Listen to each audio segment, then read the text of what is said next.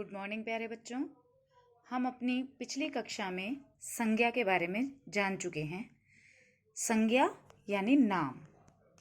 नाम वाले जो भी शब्द हैं, चाहे वो किसी व्यक्ति का नाम हो, किसी वस्तु का नाम हो, किसी स्थान का नाम हो, जानवर का नाम हो, हम उसे संज्ञा कहते हैं। और सर्वनाम, संज्ञा यानी नाम, और अब हम पढ़ रहे हैं सर्वनाम। सर्वनाम का अर्थ होता है जो शब्द संज्ञा के स्थान पर प्रयोग में लाए जाते हैं। चलिए इसे हम उदाहरण से समझ लेते हैं। ये देखिए, ये गीता है। गीता एक संज्ञा है, नाम है।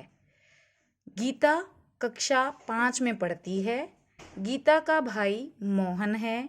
गीता के पिताजी टीचर हैं। मैं गीता से किताब लेती हूँ।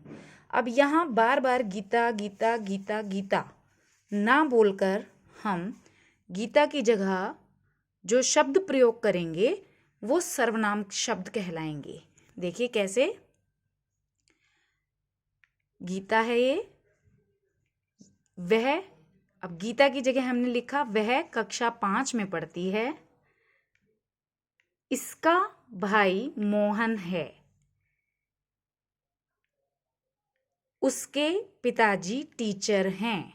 गीता के पिताजी टीचर हैं या इसके पिताजी टीचर हैं। मैं उससे किताब लेती हूँ। किससे? गीता से। तो यहाँ गीता के स्थान पर हमने जो भी शब्द प्रयोग किए, जैसे वह, इसका, उसके, उससे, ये सर्वनाम शब्द हैं। चलिए इसे हम और अच्छी तरह जानने के लिए और उदाहरण भी लेते हैं। ये देखिए, ये मोहन है और ये अब अपने बारे में बता रहा है। तो अब अपने लिए मोहन ना कहकर, मोहन कक्षा 3 में पढ़ता है, मोहन को किताब पढ़ना अच्छा लगता है ना कहकर, अब वो क्या कह रहा है? मैं कक्षा 3 में पढ़ता हूँ। मुझे किताब पढ़ना अच्छा लगता है। मेरे विद्यालय में 10 अध्यापक हैं। मैंने कल एक नाटक देखा था। अब यहाँ पर मोहन के स्थान पर मैं, मुझे, मेरे और मैंने, ये शब्द प्रयोग हुए हैं जो सर्वनाम शब्द हैं। अब देखिए, ये दोनों मोहन और गीता जब दोनों इकट्ठे बैठे हैं, ये पढ़ रहे हैं, तो अब ये बैठकर आपस में बात भी कर रहे हैं। जैसे हम एक साथ पढ़ते हैं, तो ये इन दोनों के लिए इस्तेमाल हुआ है हम। मोहन और गीता ना कहकर इन्होंने कहा हम।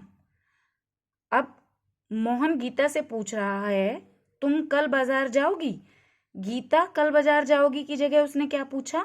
तुम कल बाजार जाओगी? तुम, तो तुम जो है वो सर्वनाम है। इसी तरह गीता उसका जवाब दे रही है, तुम्हारा ध्यान पढ़ाई में नहीं है। हाँ, क्योंकि वो उससे बाजार जाने की बात कर रहा है, इसलिए गीता उससे ऐसा प्रश्न पूछ रही है शायद, तुम्हारा ध्यान पढ़ाई में नहीं है। तो तुम्हारा जो प्रयोग किया गया है वो मोहन के लिए प्रयोग किया गया है, इसलिए तुम्हारा सर्वनाम शब्द है। अब इन दोनों के लिए प्रयोग हुआ है, हमारा घर दिल्ली में है, तो ये हमारा सर्वनाम शब्द है। इसी तरह देखिए, स्थान के नाम पर, स्थान का भी नाम होता है, जैसे भारत।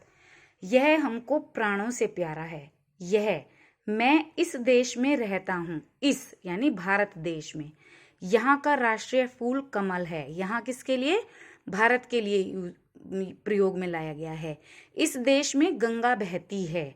भारत देश में गंगा बहती है।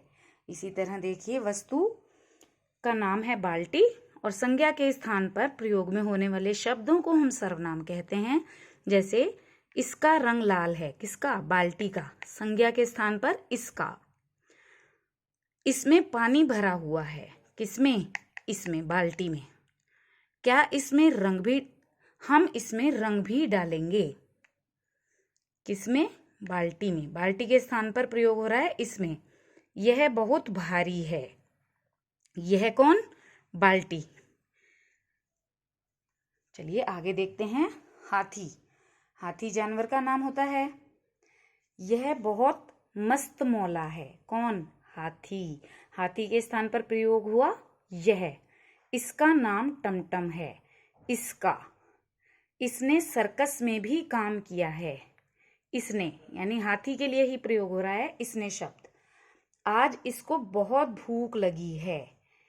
हाथी की जगह प्रयोग में हुआ इसको, तो ये भी सर्वनाम शब्द है। तो हमने ये जाना कि सर्वनाम शब्द क्या होते हैं।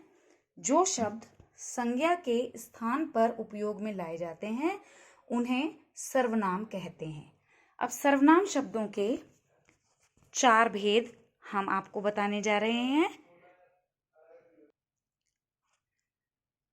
पुरुषवाचक,